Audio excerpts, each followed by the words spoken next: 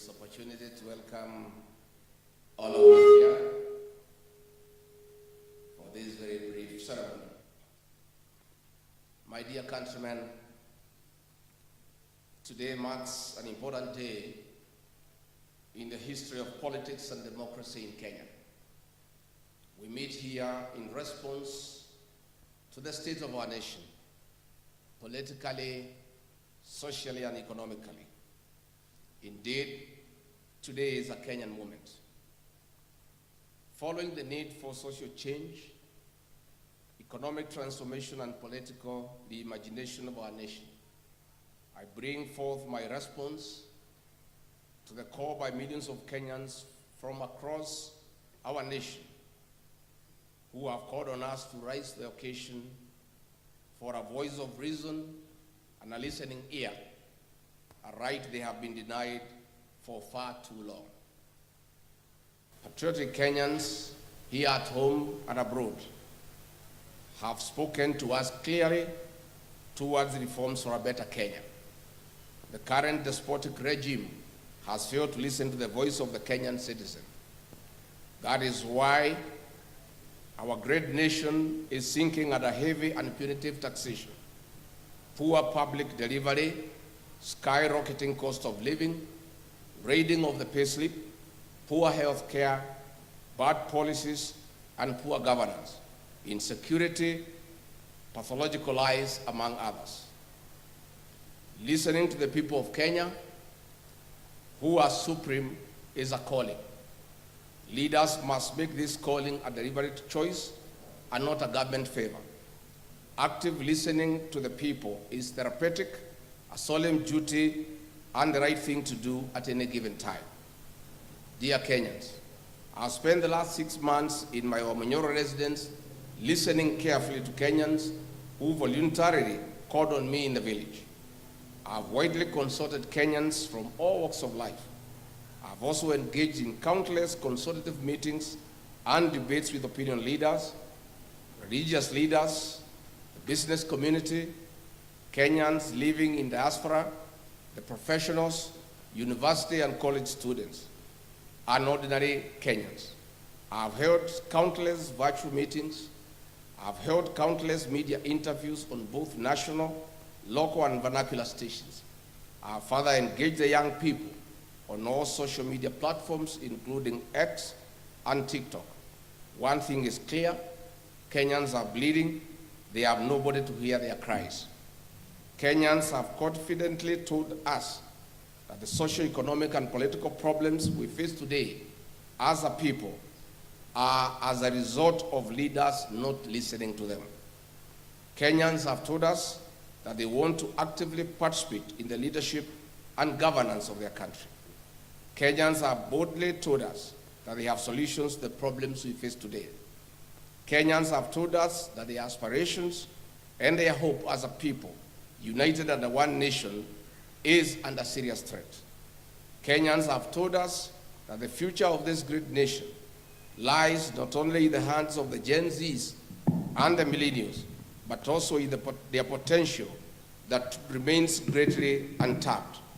They are knowledgeable, they are creative, and they are harmless, patriotic sons and daughters of our nation, whose one of their major demands is to be listened to and included in leadership. That is why today, among the top officials we unveil here, we have many of them who are millennials and Gen Zs to lead our party. Like-minded Kenyans have spoken to us and told us that they are tired of corruption. They are tired of abductions and extrajudicial killings. They are tired of state capture. They are tired of organized and state crime and violence. Kenyans have told us that they need a peaceful nation where the rule of law is respected, where education system is working, and where health care is not a privilege but a right. Kenyans have told us that they need a nation that is respected at the international forum. Kenyans have told us that they want to be listened to. My fellow countrymen, our nation needs a restoration of dignity in the spirit of the unfinished business of multi-party democracy. our sense of duty to patriotism and nationhood towards a new Kenya, where every citizen is listened to, has come. My countrymen, it is time to provide a conducive environment for peace, justice, and speedy restoration of development, respect for the rule of law and human rights. It is time for liberation of our beloved country.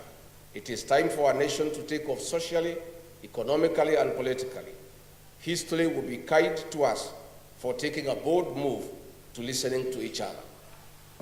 Kenyans have told us boldly to form a political party that will form an inclusive and a listening government, a government for the people, by the people. Consequently, we took the challenge to a cause that many Kenyans believe in. I made a promise to you that in the month of May 2025, I would unveil a new political party whose philosophy resonates with you. As you all know, I'm a truthful man and an honest man. I keep my word and my promises. I detest lies, and that is why I disagreed with the liar number one.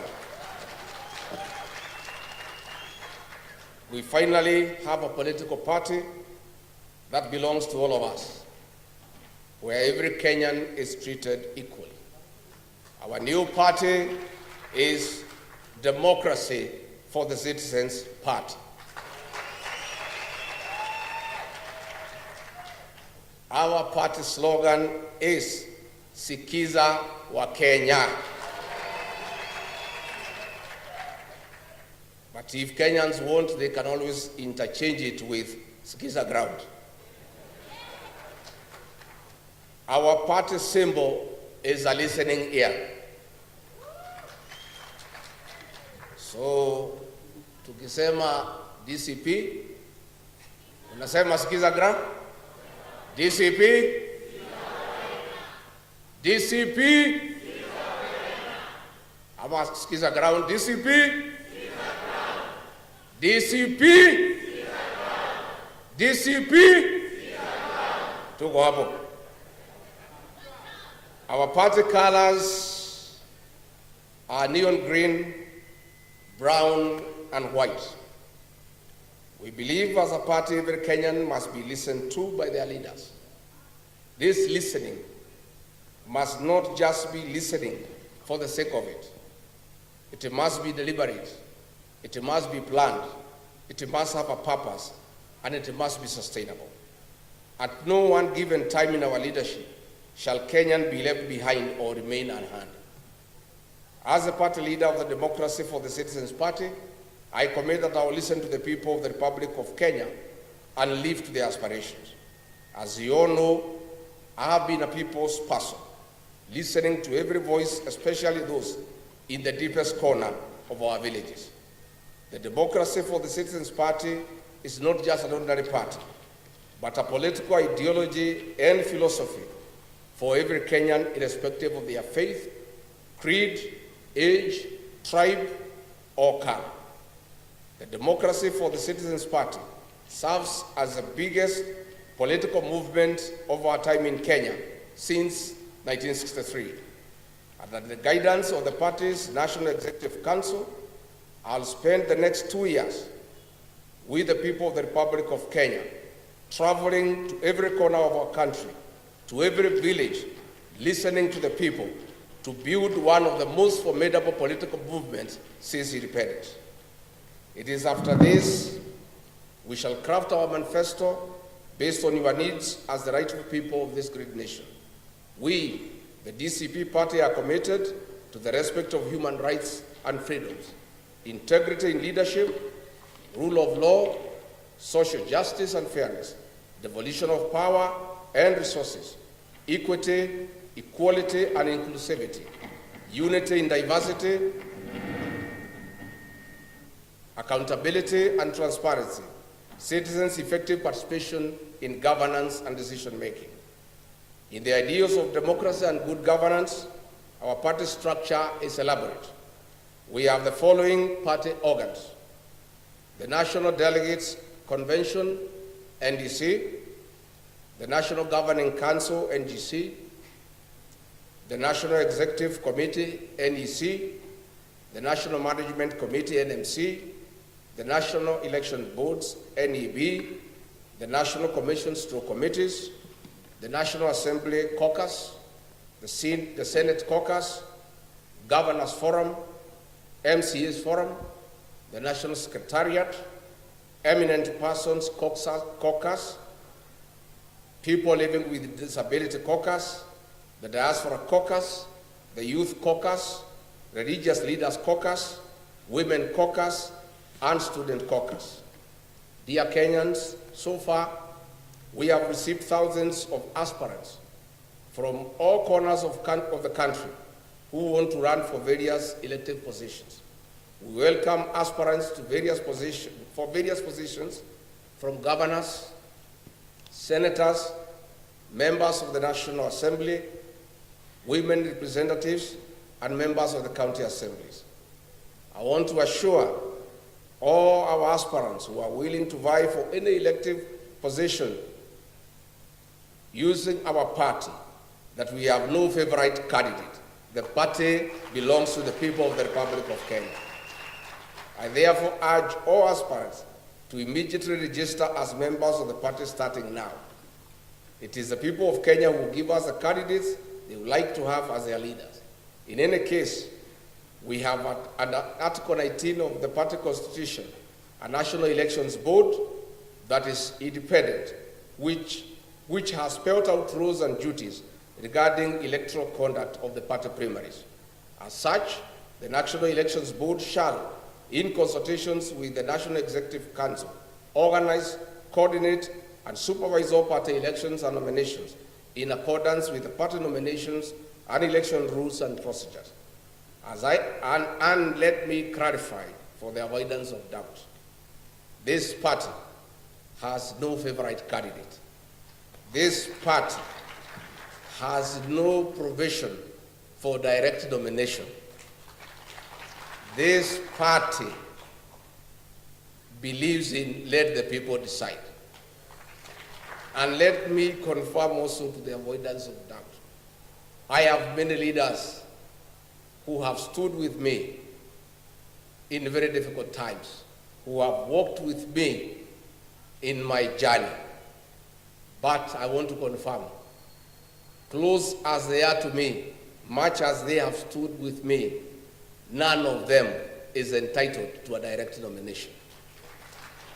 So I want to encourage everybody to be prepared to face each other in the party primaries. As I conclude, allow me to thank every Kenyan who believes in the call for patriotism, every Kenyan who believes that we, the people, deserve better every day, that we, the people, need to be respected, that we deserve better services, and that our taxes must count.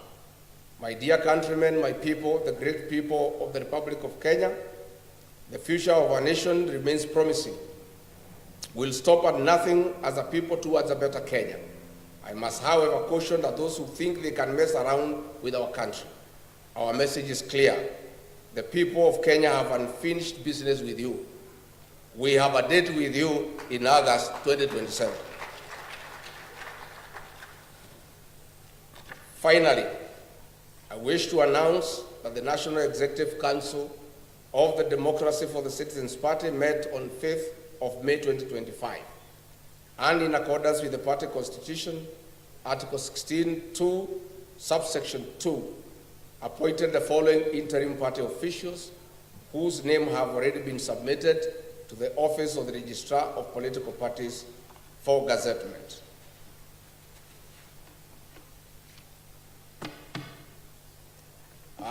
As I read your names out, I think it's good that you come up here so that the people of Kenya can see you.